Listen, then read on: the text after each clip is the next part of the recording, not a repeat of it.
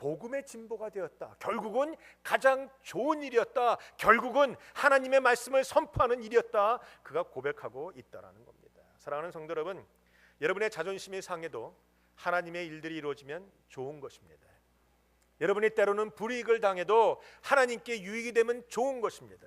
바울은요, 자기의 모든 상황들을 다 하나님과 연결시켰어요. 복음과 연결시켰어요. 그는 어떠한 상황에 처하든지 복음만 증거하면 그것이 최선이라 믿었던 사람이에요.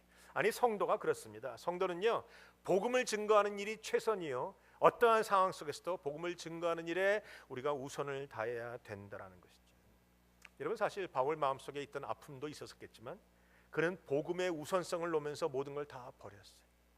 그런데요, 예수를 따라가는 우리들은 참 그렇게 하기가 힘듭니다. 우리는 하나님의 뜻이 이루어지길 원합니다. 그러나 내 방법대로 이루어지길 원합니다. 우리는 하나님의 영광이 드러나길 원합니다. 그러나 나도 같이 영광받기를 원합니다. 우리는 하나님의 나라가 확장되길 원합니다. 그러나 내 교회도 부흥하기를 원합니다. 우리는 하나님의 놀라운 일들이 일어나길 원합니다. 그러나 나도 덩달아서 사람들에게 인정받기를 원합니다. 아니십니까? 저도 그래요. 목회자인 저도 그런 마음이 있어요. 그게 우리의 항상 고민이고 싸움입니다. 그러나 여러분, 이 싸움을 버리지 마십시오. 그 싸움을 버리고 내 유익을 찾고 내 자존심 찾고 내 명예를 찾는 순간 우리는 하나님 앞에 결국은 쓸모없는 존재가 돼요. 오늘 바울은 어떠한 환경이든가 어떠한 상황이든지 하나님을 붙잡았어요. 하나님께 가까이 갔습니다. 복음을 증거하는 일에만 목숨을 던졌다는 것입니다. 9/11이 생기고 아들을 둘 잃었던 그 미국 사람에게 나와서 미국 목사님이 설교했던 얘기를 얘가 여러분에게 여러 번 드렸어요. 그 목사님이 했던 얘기가 제 귀를 떠나가지 않습니다. 그 목사님이 그랬어요. 아들을 2명을 한꺼번에 9/11 때 잃었던 그 미국 사람에게 당신은 두 가지의 길이 있습니다. 하나의 길은 하나님을 원망하고 하나님을 떠나가는 길이 있고, 더욱더 하나님을 붙잡고 하나님 앞에 가까이 가는 길이 있습니다. 여러분, 성도에게도 많은 일들이 오고 갑니다. 지난주에 여러분의 마음에 쏙 드는 일만 있었던가요? 사람들이 여러분을 다 지켜 세워주고 목사가 인정해주고 성도가 인정해주고 장사는 잘 되고 모든 일이 술술 풀렸습니까? 아니죠. 이거 막히고 저거 막히고 이거 안 되고 저거 안 되고 사람들은 자기를 이해 못 해주고 억울한 일 당하고 목사도 인사 안 하고 뭐 여러 가지 일들이 있지 않았겠어요? 아마 나는 인사는 잘하지만 내 얘기가 아니라 다른 사람이 얘기해요. 그러나 그런 상황 속에서 여러분, 복음을 붙잡고 복음을 우선적으로 하고 하나님 생각 붙잡으면 상처 안 받아요. 하나님 붙잡은데 상처 받겠어요? 하나님을 말씀을 붙잡고 살았는데 상처 받겠습니까? 오늘 바울이 상처받아서 예수님을 떠났습니까? 내가 평생 복음을 증거했는데 내 꼴이 뭔가? 감옥에 갇히고 죄수가 되고 이 군사들이 나를 지키고 있고 결국은 그는 감옥에서 죽습니다. 여러분, 상처받으려면 바울만큼 상처받을 수 있는 사람이 없었어요. 자기 하나님을 위해서 다 버렸는데 그가 얻은 거라고는 고생과 고난과 감옥의 갇힘과 죄수됨과 결국은 죽는 길이었죠. 그러나 바울은 한 번도 실망하지 않았어요. 바울은 한 번도 후회하지 않았어요. 바울은 한 번도 내가 잘못 살았다 말하지 않았어요. 그는 복음을 위해서라면 이렇게 살았던 분이에요. 사랑하는 성도 여러분, 오늘 사도행전을 마치면서 여러분, 이 말씀은 꼭 기억하셔야 됩니다. 나의 인생의 목표가 복음이다. 나의 살아가는 목적이 복음이다. 내가 살아있는 이유가 복음이다. 여러분이 어떠한 상황과 환경에 들어가도 복음을 위해 살아가시는 여러분들이 되시길 주님의 이름으로 축원드립니다. 성도는 모든 일에 복음의 증거로 삼아야 돼요. 아무리 힘들어도 복음의 증거로 삼아야 돼요. 오늘 힘든 가운데 있는 바울은 그 와중에서도 찾아오는 군인들에게 복음을 증거하기 시작했어요. 여러분, 복음 증거도 습관입니다. 습관. 여러분이 복음을 증거하고자 하는 마음만 있으면 하나님이 전도의 문을 활짝 열어주세요. 문제는 나에게 그 마음이 없다라는 거예요. 여러분, 복음을 증거하고 싶은 마음이 있으십니까? 전도하고자 하십니까? 우리 권사님만 하시는 것 같아요. 많은 분들이 그러죠. 목사님, 나는 예수 믿는 지 오래돼서 내 주위에 불신자가 별로 없어. 이해는 합니다. 저도 4대째 가정이다 보고 목사다 보니까 주위에 불신자보다는 예수 믿는 자가 더 많아요. 그건 사실이에요. 그러나 그럼에도 불구하고 전하고자 하는 마음이 있으면 하나님이 어찌하든가 간에 내 앞에 사람을 붙여주신다는 말이에요. 여러분, 전도 잘하는 사람 보세요. 그 사람 주위에 불신자가 많아서 전도 잘하는 게 아니라 전도하고 싶은 마음이 있으니까 전도의 문이 열리는 거예요. 문제는 나에게 그런 마음이 있느냐가 문제예요. 여러분, 옆 사람에 고백합시다. 전도하는 마음을 가지고 살면 전도의 문이 열립니다. 한번 선포해 보세요. 전도의 문이 열린 성도가 최고예요. 전도도 습관이에요, 습관. 여러분, 우리가 좋은 습관을 얘기했는데 전도도 습관이에요. 입을 열 때마다 습관적으로 복음이 나가야 돼요. 예수 믿으십니까? 그래도 믿어야 됩니다. 그것만 잘해요. 그것만. 너무 좋습니다. 기도하고 있어요. 이거 잘하셔야 돼요. 습관이에요, 습관. 감사도 습관이고 찬양도 습관이고 기쁨도 습관이에요. 어떤 사람은요, 불평과 불만을 입에 달고 살아요. 아무리 좋아하는 일이 있어도 그래요. 그러니까 이것도 습관이에요. 어떤 사람은요, 불평과 불만과 원망을 하기 위해서 찾아다니는 사람들도 있어요. 그 습관적이니까. 안 하면 뭔가 이상해.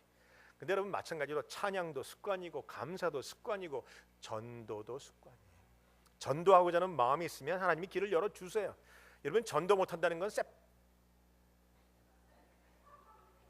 새빨간 거짓말. 왜? 전도할 마음이 있으면 하나님이 열어주신다니까요. 스마일 마켓 가서 장 보다가 옆에 사람 툭 건드려요. 죄송합니다. 예수 믿으십니까? 아시잖아요. 내가 맛있는 포도를 집으려고 하는데 마지막 박스인데 같이 집었어. 죄송합니다. 예수 믿으십니까? 할 수 있다란 말이죠. 전도하고 싶은 마음이 있으면 문이 열리게끔 되어 있고 하나님이 사람 붙여주게끔 되어 있어요. 문제는 내가 하고 싶지 않으니까, 내 자존심이 상하니까, 내가 그 일을 원하지 않으니까. 한다는 말씀이 뭐예요? 좀 편해지면 하겠어요.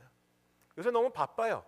일이 잘 안 풀려요. 요새 힘들어요. 스트레스 받아요. 요새 일이 잘 안 돼요. 그러니까 전도 못해요. 그래.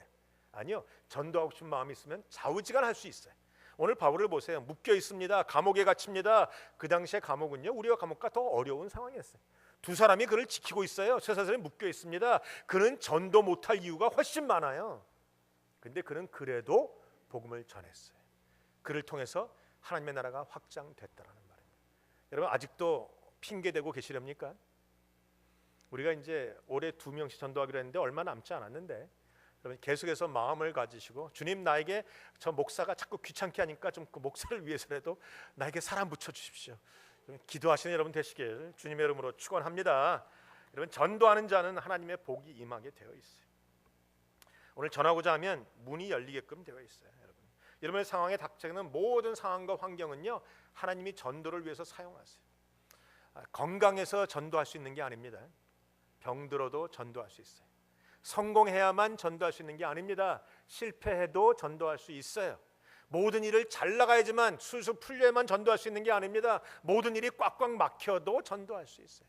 사실은요, 병든 자에게 찾아가서 건강한 사람이 위로받으세요, 하나님이 함께 하십니다, 이런 얘기 해봤자 별반 은혜가 안 돼요.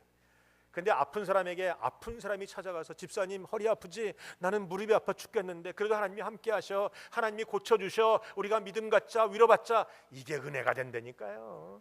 그러니까 여러분이 처해 있는 모든 상황은 다 복음과 연결되어 있어요. 원망하지 말고 감사하고 복음을 증거하면 하나님이 바울을 사용하셨듯이 여러분도 사용하게 되시리라 믿습니다. 오늘 바울은 그들에게 전하다가 결국은 어려움에 빠지지 않았어요. 그래서 오늘 그가 얘기합니다. 20절에 보시면, 이스라엘의 소망을 인하여 내가 이 쇠사슬에 매인 바 되었다. 이스라엘의 소망이 뭡니까? 메시아였어요. 여러분, 이스라엘 백성들이 오늘도 메시아를 기다립니다. 그들이 바라는 메시아의 사상과 우리가 말하는 메시아가 좀 달라요. 생각이 달라요.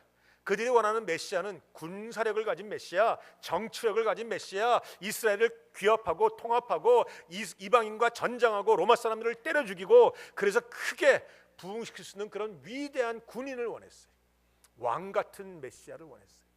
그래서 다윗 왕 같은 사람이 오기를 원했지만 주님은 그렇게 오지 않으셨지 않습니까? 그는 오셔갖고 십자가 지시고 뺨 맞으시고 피 흘리시고 십자가에서 죽으면서 우리를 구원하시고, 메시아 생각이 달랐어요.